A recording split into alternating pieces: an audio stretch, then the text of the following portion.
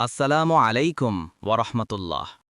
প্রিয় দর্শক, কখনো কি এমন সময় এসেছে তোমার জীবনে যখন মনে হয়েছে সবকিছু ভেঙে যাচ্ছে, সব চেষ্টা ব্যর্থ, সব দরজা বন্ধ? তুমি চুপচাপ বসে থেকেছ, চোখে জল এসেছে, আর মনে হয়েছে আল্লাহ হয়তো আমাকে ভুলে গেছেন? ভাই, আমি আজ তোমাকে একটা সত্যি কথা বলতে চাই। আল্লাহ কাউকে ভুলে যান না। তিনি তোমার কান্না শোনেন, তোমার নীরব প্রার্থনাও তার কাছে পৌঁছে যায়।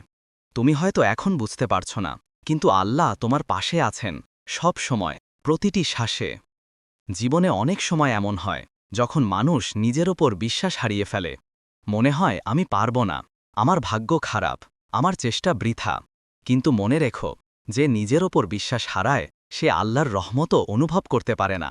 কারণ বিশ্বাসী হচ্ছে সেই চাবি যা তোমাকে ভয় থেকে মুক্তি দেয় আর তোমাকে তোমার সাফল্যের পথে নিয়ে যায়।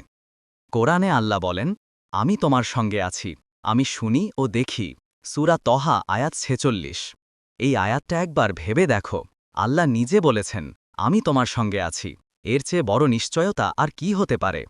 তুমি যখন একা কাঁদছ, যখন কেউ বুঝতে পারছে না তোমার কষ্ট, সেই মুহূর্তে আল্লাহ বলছেন, আমি আছি তোমার সঙ্গে। তোমার দোয়া হয়তো এখনও কবুল হয়নি, কিন্তু সেটা মানে এই নয় যে আল্লাহ শোনেননি। তিনি শুধু তোমার জন্য সঠিক সময়টা অপেক্ষা করছেন। নিজের ওপর বিশ্বাস রাখা মানে অহংকার নয়, এটা মানে আমি জানি আমি পারব, কারণ আমার পাশে আল্লাহ আছেন।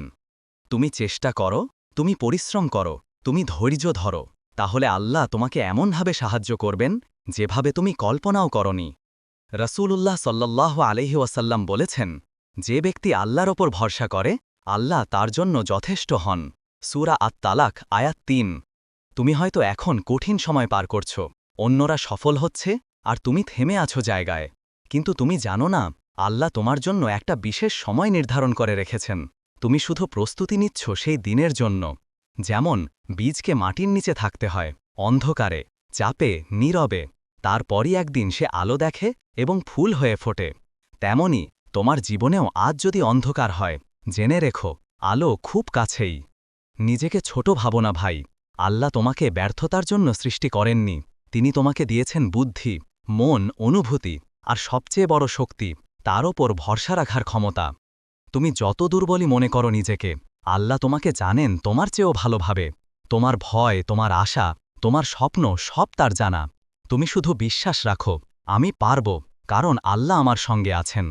মনে করো ইউসুফ আলাইহিসসালামের কথা। তাকে ভাইয়েরা কূপে ফেলে দিয়েছিল, কিন্তু আল্লাহ সেই কূপ থেকেই তার জন্য রাজসিংহাসনের পথ খুলে দিয়েছিলেন।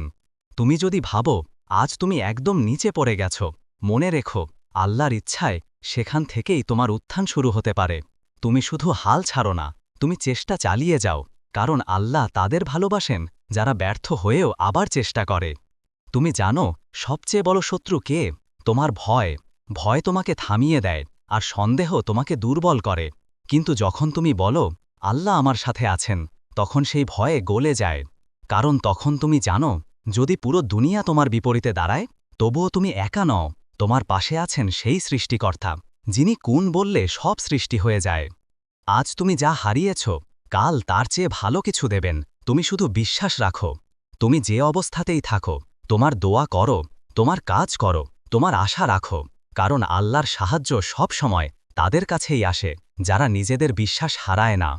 যে ব্যক্তি আল্লাহকে ভয় করে তার জন্য তিনি পথ করে দেন। সূরা আত-তালাক আয়াত ২। তাহলে ভাই, আজ থেকে নিজের উপর বিশ্বাস রাখো। তুমি ব্যর্থ নও, তুমি শুধু পরীক্ষার মধ্যে আছো। আল্লাহ তোমার গল্প লিখছেন। ধৈর্য ধরো, একটু অপেক্ষা করো, কারণ তোমার গল্পের শেষটা হবে সুন্দর যদি তুমি বিশ্বাস না হারাও। যেদিন তুমি বলবে, আমি পারব, কারণ আল্লাহ আমার সঙ্গে আছেন, সেই দিন থেকেই তোমার বিজয় শুরু হবে। তুমি একা নও, প্রতিটি নিঃশ্বাসে, প্রতিটি কষ্টে আল্লাহ তোমার সঙ্গে আছেন।